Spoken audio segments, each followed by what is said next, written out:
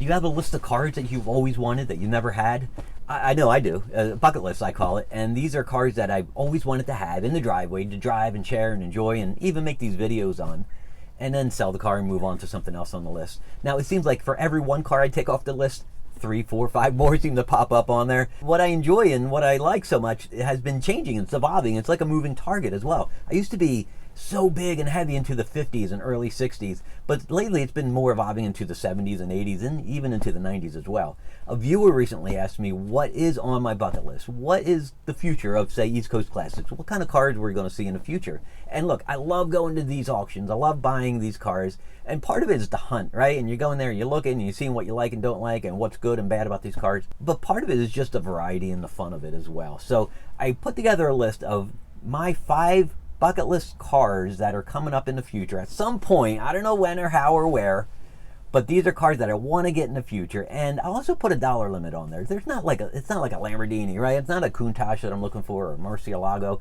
These are reasonable everyday cars that I can leave outside in the rain, that I can drive and enjoy, and the kids can go in there and go places with me. So I put my list together based on decade. Picked one car that I want from the 50s, 60s, 70s, 80s, 90s.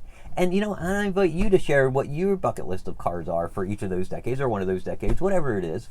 I'd love to see and hear what you got to say and what you got to share as well. So let's start with the first car on the list. You see, I've always been a Mopar guy, right? And I've always gravitated to the forward look era of Mopars, really from 55 to 61. And I've had 2. I've had a 61 DeSoto and a 58 Dodge. I really want to put an Imperial in the garage at some point, right? 57, 58 Imperial. But really what I've been wanting and desiring so much more, lately anyway, is a Lincoln, a 58, 59, 60 Lincoln. And look, these are wild and outrageous, outlandishly styled cars. Massive. The biggest unibody car I think has ever been made. The breezeway window, now that's essential. You get that with the Continental, you get that with the Mark, but not with the lower models like the Premier. And that is one of the features I would have to have if I ever get one of these Lincolns. They can be reasonably priced, under $10,000 for a 4-door hardtop. And a 4-door fits me really well, especially with a family of 6, everyone getting in and out of it.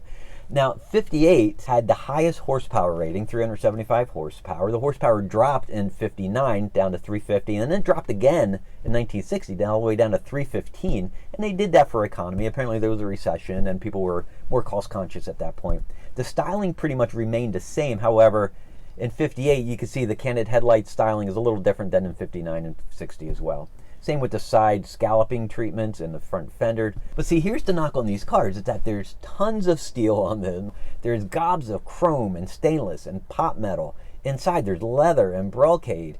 All this stuff is expensive to restore. You can't buy a project car, right? You have to buy one that's a very nice survivor or an older restoration in order to keep it under this $10,000 mark. But they look like a blast to drive, blast to enjoy. I'm sure there's no handling characteristics at all with these things. This is simply boulevard cruising in style, in class. And so that 1958 through 60 Lincoln Continental, yeah, that's on my list of 50s cars to get at some point. All right, the 1960s. If you had to pick a high watermark for style and design and safety and convenience and drivability, it would be 1967 for me. And the car that I would pick for my bucket list of cars for the 1960s would be the Cadillac Eldorado. But not just any Eldorado, it would be the 67, 68. 68's the one to get, because that's the car that came with standard front disc brakes. You see, I had a 66 Tornado, and the weakest link on that car was the braking system. And this Eldorado, the Lost City of Gold, is the same thing. So the disc brakes really matters on these cars. The hidden headlights really matters because on 69 they went away. It also had a 472 cubic inch engine that made 375 horsepower. These were front wheel drive. These cars handled well. They looked fantastic. They could brake well too, and they had all kinds of style and class. And that is my car to get from the 1960s, the 67, 68 Cadillac Eldorado. Now, for the 70s, I've been vacillating over and over again on what would be my favorite car to get. You see, I've already had a 73 Imperial, a 72 Mercury station wagon, a 73 Oldsmobile Custom Cruiser, a 74 Cadillac Calais. But what I really want, and I've been wanting one of these for years now, for decades now, is an AMC Matador. But not just any Matador. It has to be a second generation. It has to be a coupe. Now, these cars were wonky. These things were nuts with the weird headlights and the weird fenders and the odd styling, the brake lights.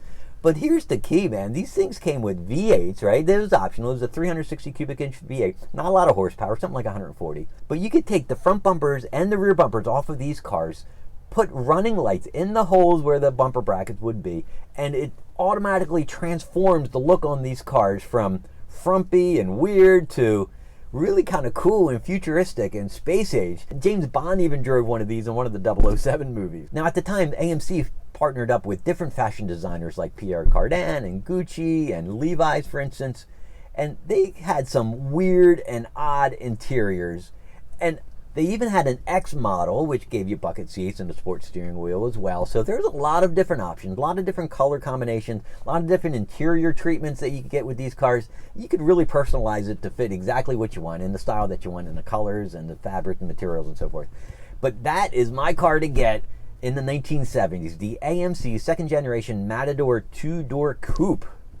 All right, for the next decade, the 1980s. And the 80s is a weird time for U.S. domestic cars, right? You're going from carburetors to fuel injection. You're going from lower horsepower to higher horsepower. You had this weird era when you have electronically controlled carburetors, and parts are getting harder and harder to find for those types of vehicles, and the engine. And I paid my dues with the lean burn system on that Grand Fury that I once had.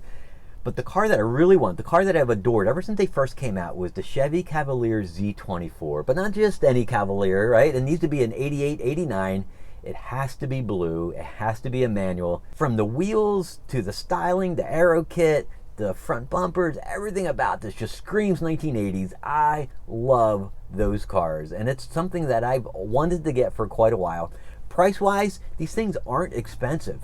$5,000 buys you the nicest example Z24. They're plentiful, they're out there, but there's a ton of them that are basket cases and projects too, and it's something I want to avoid. But at some point in the future, my car to get from the 1980s has got to be the Z24 or its brother, the Pontiac Sunbird GT. Now the GT came with a 2-liter turbo engine. A buddy of mine in college had one. It was a convertible. We went all over the place in that car, and it was so much fun. And I would gladly substitute a Sunbird for a Z24. They're interchangeable to me, but that's my car to get for the 1980s. All right, the final decade, the 1990s. There's so many fantastic cars, from the Fox Body Mustang to the IROC Zs. Chrysler had the LHS and the LH series cars. But what I really want, what I want to hope to get at some point in the future, is GM luxury. I'm talking the Buick Roadmaster or the Cadillac Fleetwood. Full-size 5.7-liter V8, 260 horsepower. They do luxury the way I like luxury. Smooth, comfortable ride, quiet interior, lots of sheet metal, lots of acreage interior space. That is my style of 1990s cruising. Now, the problem with some of those cars are the electronics, right? It's the distributor, it's the power windows, it's the climate control, it's all the luxury features. They start having problems and it can be an expensive fix. But I'm not looking to do a restoration, but I figured for under $10,000, I could find a really nice, low mileage, clean example that does everything the right way, that has all the features that work and function, and the paint's shiny and an interesting color, and I can get the car that I'm looking for, and the car that would be on my bucket list for the 1990s. So that's it. That's my list of cars that I want to get at some point in the future. Does it mean it's going to be the next car? Absolutely not. It's simply the car that I want to see in my driveway that I can drive and enjoy and I can share with you. So what's on your list? Is there a particular car or genre or decade or style or model that you seem to gravitate to? Let me know below in the comments. I'd be curious to see what it is, and I'd like to hear what you think, what makes that car so cool and so special. So thanks for watching. That's my video, and I will see you the next time.